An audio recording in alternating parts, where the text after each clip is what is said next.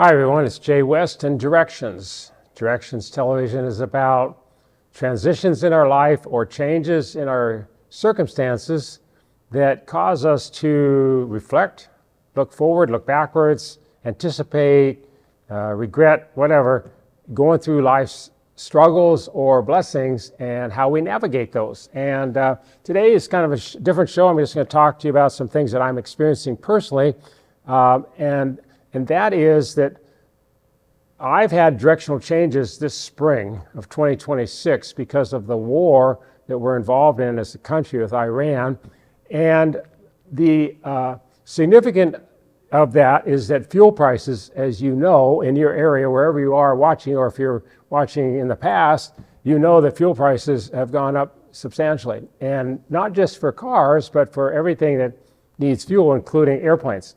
And so I fly a lot and I go and minister to other churches, and airfares I noticed were going up and up and up. And fortunately, I had made some reservations in advance and was able to, I just got back from San Diego at a very reasonable rate. But I had to cancel several speaking engagements in other states and other areas, in Texas, in Idaho, in California, Florida, and a couple other places, because airfares literally were over $1,000 and a ticket. And so, and you might say, well, I bet I could get something cheaper online or whatever. Yeah, you might in coach, but I'm 6'7" and I don't fly coach. I don't fly first class. I fly the little segment that's in between called Comfort Plus, which gives you an extra 4 or 5 inches of legroom.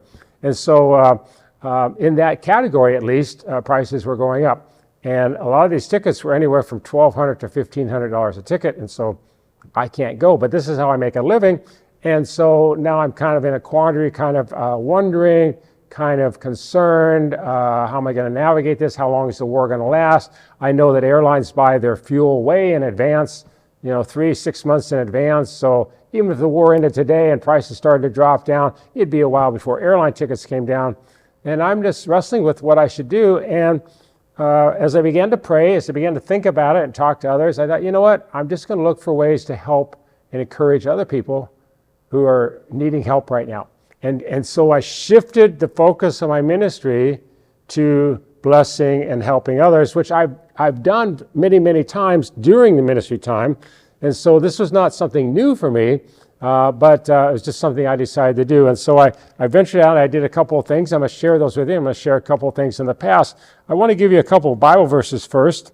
Galatians 6:10 says, therefore, whenever we have the opportunity, we should do good to everyone, especially those in the family of faith. But as we have the opportunity. So here's an opportunity. I can lament, I can moan and groan, I can gripe about fuel prices and not having the opportunity to go out and minister and do what I normally do, or I can say maybe God's providing another opportunity to do something else significant. My other verse is out of 2 Corinthians chapter 8, verse 12. It says, whatever you give is acceptable if you give it eagerly, and give according to what you have, not what you don't have. So I'm thinking, what do I have?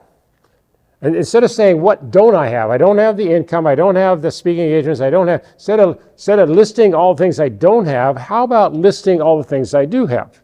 Well, I'm healthy. I've got connections. I've got some reserves in the bank. I've got other people who will help me, I'm sure, if I want to reach out and help somebody else. And so one of the things that was going on, obviously, during this war thing was the government shut down. And when the government shut down, a number of different agencies were not getting paid. And it was on the news a lot about our TSA agents not getting paid. And the result of that was TSA agents started not showing up for work or retiring early. And so there were fewer and fewer TSA agents in the airports, which meant now there are longer and longer and longer, exceedingly long lines at major airports around the country, including right here in Omaha. And so I thought, what can I do to help this? And I just had this idea one day, and I thought, we could give them gift cards. We could give our local TSA agents gift cards. So I just launched out. I put a note out on Facebook, and I said, hey, I've got this idea. Would you like to donate? I can give you a tax receipt if you donate to my ministry. And we want to give gift cards to our local TSA agents. Okay, so that I got hit with a barrage of instantaneously responses. One was, hey, Jay, this is a really good idea. Two, this is a terrible idea. You should let the government do it. And then I got the naysayers telling me that they can't get gift cards and they can't do this and they can't do that. It's always interesting to me when you start to do something to help somebody or start to do something new, how many people come out of the woodwork to tell you why it won't work. It's even like when you put out a note for prayer. I put out a note for prayer sometimes for my health or my wife's health or my family's health or somebody. And instead of getting prayer, I get all these antidotes and things you should take and medicines you should try and all this. I said, I just asked for prayer. I didn't ask you to be a doctor. I asked for prayer. But anyway, that's a different subject. So I put the note out, and some people, the first day, like nothing really happened. I think one person gave like $20. I thought, well, that's not a very good start. So I just put out a second note. I said, I'm really surprised because I got a lot of likes, but only one response for money. Well, then I guess it just took a while to germinate, like a seed in the ground. It started to sprout, and more people started to donate to my Venmo account and or calling me and say, I want to mail you a check. And literally in 3 days, I was able to raise $2,000. But I still had this thing, and people said, well, they can't get gift cards. They're not allowed to give gift cards. And so I went online, I did some research, and I found out, yes, they can get gift cards, but it has to be approved, and they have to be in very small increments of $20 or $25. So I went to the mayor of our city here in Omaha, John Ewing, who's a personal friend of mine. I called him up and said, hey, I need some help with this. Here's what I'm doing. He connected me to the airport director in Omaha. Simultaneously, I went to a friend of mine, Mike Foley, who was our former lieutenant governor here in Nebraska, and asked for his advice. And I went to my congressman, Don Bacon, who's also a personal friend. And all three of these guys, I asked them for advice. They connected me with the right people who were able to connect me with other people who were able then to connect me with the director of the TSA for the state of Nebraska. Really nice guy. And I met with him, talked to him on the phone. He said, yes, we can do this. But the gift cards have to be in $20, $25 increments. And at this point now I've raised about $2,000. That's a lot of gift cards. And so, excuse me here. So I kept pursuing, kept going. At the same time, Congress, the Senate passed a bill paying the TSA. So we were sure Congress was going to pass it too. And so my window was coming down, become very narrow, because as soon as they would get hired back, they can't get any gift cards. They can only get gift cards if there's a law in their pay. And I have all this money, so now we got to expedite things. So I go to Walmart to get gift cards, and they will only do so many. The manager helped me.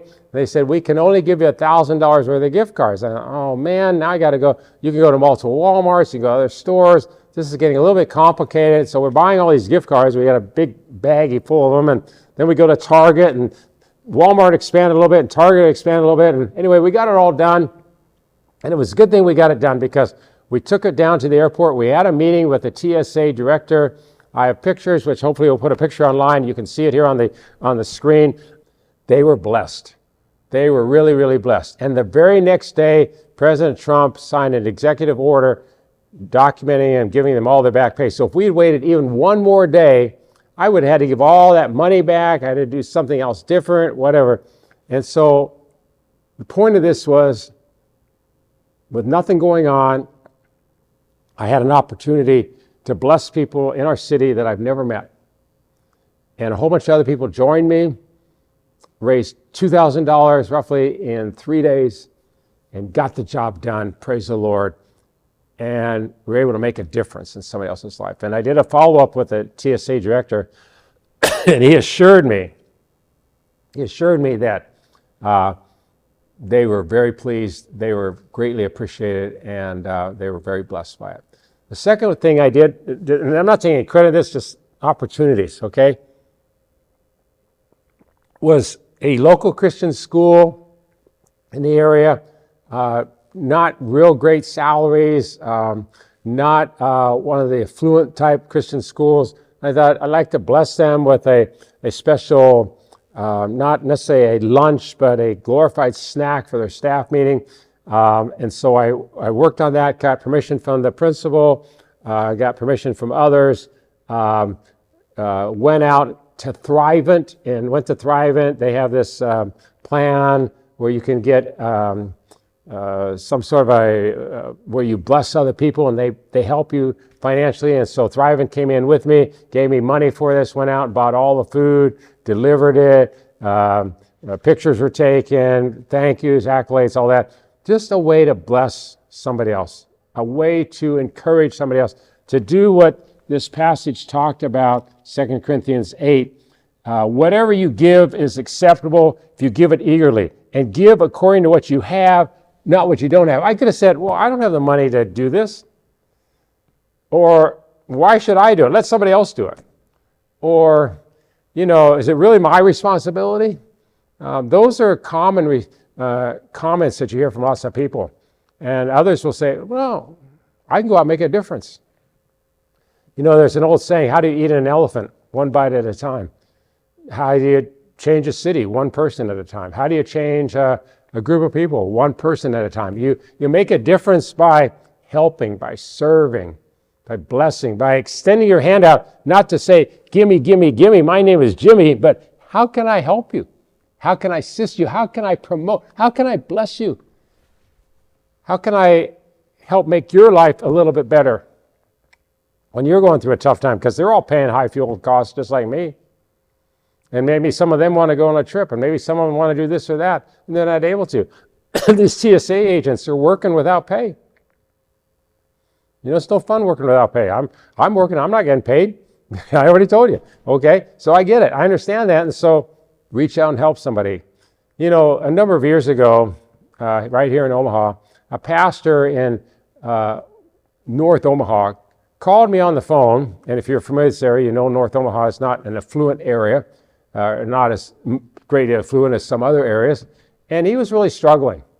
And he called me up, he's a good friend of mine, and he said, can you come over to my house? I said, sure, I'll come over. What's going on? He said, I'll tell you when to get here. And I came over to his house, and he sat me down in his living room, and he just began to tell his life story with his wife. And they had 2 or 3 foster children, a couple adopted kids. And I could see around their house things were in disarray, things were broken, things were not functioning as they should.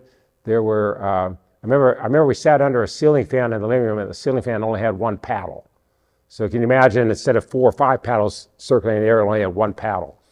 And there were carpet squares on top of carpet squares where holes were in the floor. Some of the windows were cracked, some of the cupboard doors were hanging. And he just looked at me and said, we're just really struggling. Can you help us?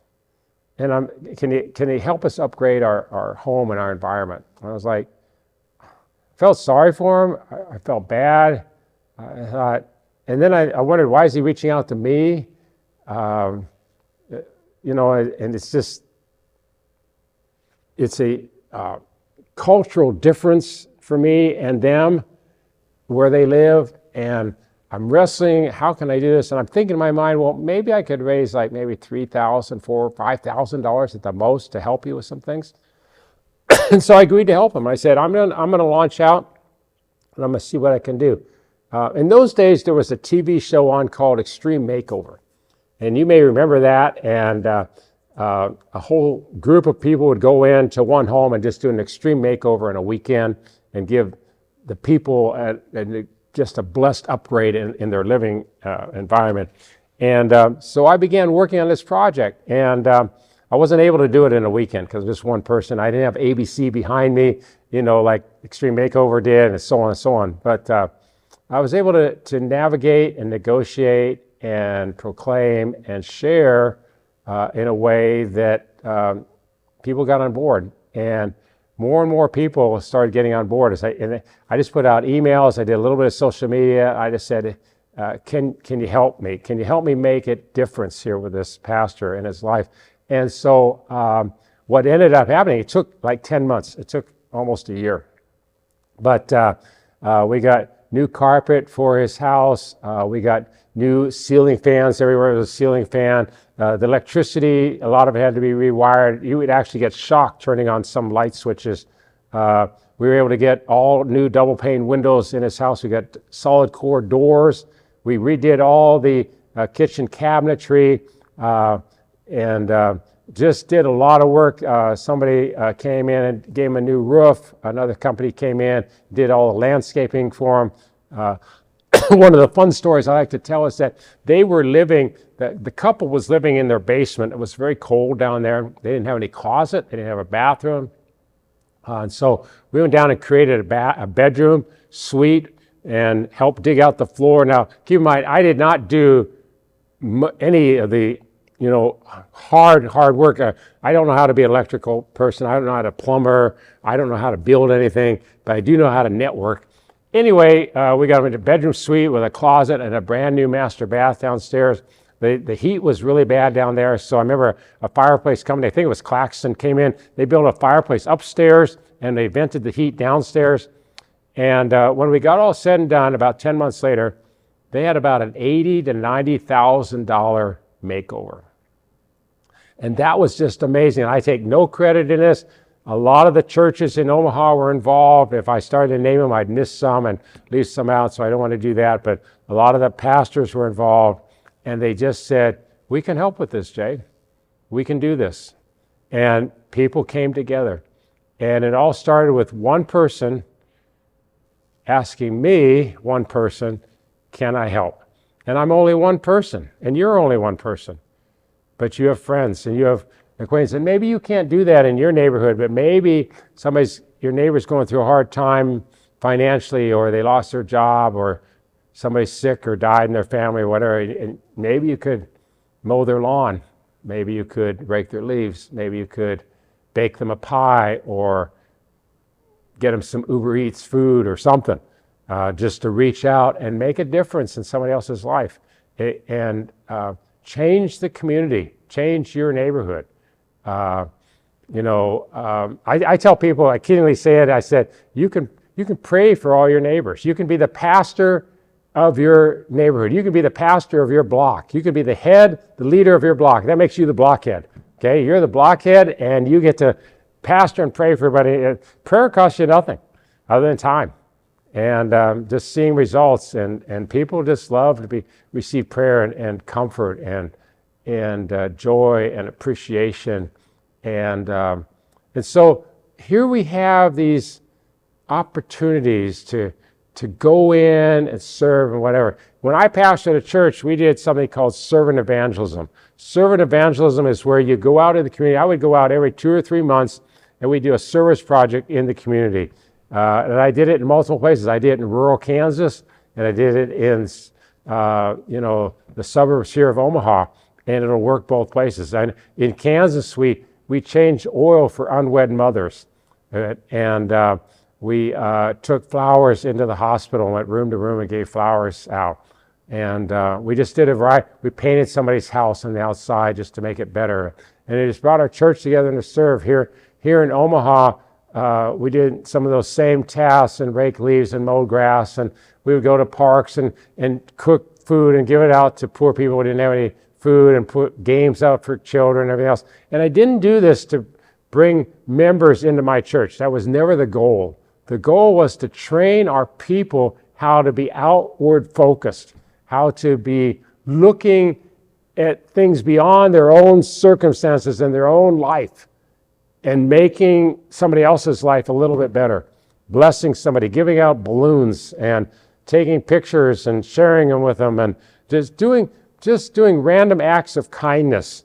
We would go downtown, and you can't do it anymore because you have an app now for parking. But you used to be able to go downtown. We would find meters that were expired, and potentially the person who parked their car was going to get a ticket. We put a couple quarters in the meter. We leave a little connection card on their windshield saying, "This is compliments of such and such church, so that you don't get a ticket today." And we had people would call and say, "Thank you, thank you, thank you for doing that." A couple of quarters, it's amazing.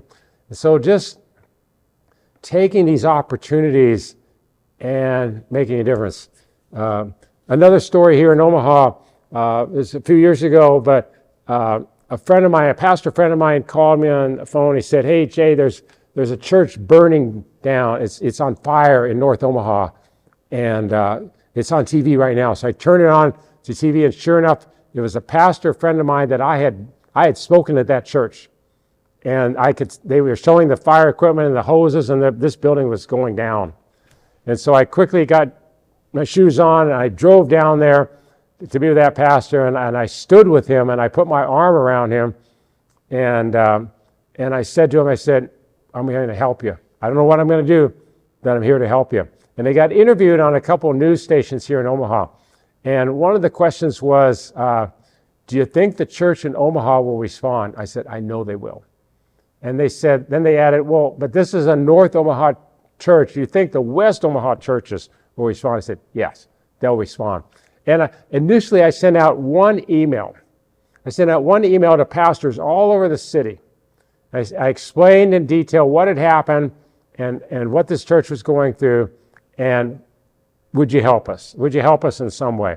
And I had a number of pastors write me. They wrote me the same note. They said, Jay, we don't know that pastor. We've never heard of this church. But we know you, so we'll give. And believe it or not, that one email got $30,000 in donations. $30,000 from one email. It took me maybe 10 or 15 minutes to compose the email and to send it out. It was nothing in terms of time, but it generated so much money. It was a blessing just to help somebody else here in our community. And then later on, as they got into a temporary place, they didn't have any musical instruments. So I put another note out and said, hey, they need musical instruments. And I was able to get guitars and drums and keyboards and microphones and a temporary sound system and help them with that. And then I heard that another church right down the street was moving to another area. And so I went down, and I didn't know the pastor of the church down the street. And I went down, I introduced myself, said, hey, your neighbor up the street, his church burned down. Do you guys know each other? They didn't know each other. So God supernaturally connected them through me, brought them together, and they did a handshake deal. And the church of the pastor had burned down, he ended up buying the church of the church that was moving. And so they got this brand new facility, and it was just through awareness. It wasn't anything Jay West did, really. God did it all. He did all these transitions, all these circumstances, with mine serving, blessing, helping, assisting, promoting, praying, helping, praying. God, I need your help. Show me what to do. I've not done this before. I've never walked this way before. I don't know how to do it. But he showed me how to do it. And I'm sharing these examples with you because you have opportunities in front of you. Now, another one pops in my mind briefly. When my previous wife, who passed away in the hospital when COVID was just breaking out, and she was in the hospital for 150 some days, we gave gift cards to the doctors and the nurses. There was a scooters inside of Methodist Hospital, and I would go down and buy gift cards and just gave them away. And we bought food for the doctors and the stuff. And when my wife was in COVID and she was in the COVID wing, I knew I wouldn't see any of those doctors or nurses. So I sent them a big bouquet of flowers. I mean, a really large one. And I said, hey, I'm not going to meet any of you, but thank you for taking care of my wife. And I had to call them several times and talk to them. And they just did all sorts of things and blessed. And we gave and we witnessed and we prayed with the nurses and we prayed with the doctors. And oftentimes they would come in to check on us, and they would walk out, and we had checked on them and helped them with prayer and done different things to support and encourage them and referred them to other patients. And they got new patients and clients, and the list goes on and on. Again, not taking any credit, but we're taking advantage of a bad situation in our lives and trying to make it better for somebody else in their situation. And that was when COVID was just first breaking out. And so nobody knew a lot of things we know now. And so there was a lot of fear, there was a lot of anxiety, there was a lot of stress, and life was different then than it is now. And we tried to be a blessing. We tried to encourage. We tried to help, even though we were in our own personal crisis. At one point, my wife was battling 3 major diseases and 8 or 10 major infections at one time. Her team of doctors came in every day, and it was overwhelming for us at times. And the amount of medicine, and 153 days in the hospital, you can't imagine. And she ultimately died there, But the day she died, there was a rule. The rules had changed for COVID. The rules had drastically changed. In the early days, we could just come and go, wear a mask or whatever. As it got more progressive, only one person could come in a day, and if they left, the room for any reason, they couldn't come back in. And so we would stay there all day. And the day that we're taking her off the respirator from COVID and everything else, the day she's going to die, the doctors on the ICU floor went to the administration of the hospital and said, you've got to change your rule for this family. We didn't ask them to do this. They did this on their own. You've got to change your rules for this family and allow them to come in with whoever they want, their family members, their friends, and the hospital relented and said, yes, we'll do this. I don't know why they did that, other than I asked one day, they said, the head doctor of the intensive care unit came back and said, because you blessed us. You reached out all those days. You touched our lives. You changed our lives. You tried to make our lives a little different in the midst of your very difficult and trying circumstances. And God rewarded me later in multiple ways through that. And now He brought me a brand new wife in Rebecca. And this week we're married 3 years. And I'm having the time of my life. And He redeemed all that loss. But I believe He did that because we served, we gave, we blessed others when we're going through a hard time. And it's very easy when you're going through a hard time, when you're in transition, when you have a directional change, to just look at yourself, oh, woe is me. Here's all my problems, here's my situation, what am I going to do? But can we have an outward focus? Can we look at something different, make a difference in somebody else's life? So here we are, fuel prices are high and grocery prices are high again, and you might be complaining. You might be complaining against Congress or the Senate or the President or life in general. You might love all of them but still be griping and complaining. Or you can take the view from the Bible and say, can I make a difference? Can I change somebody else's life? Can I trust God to walk with me?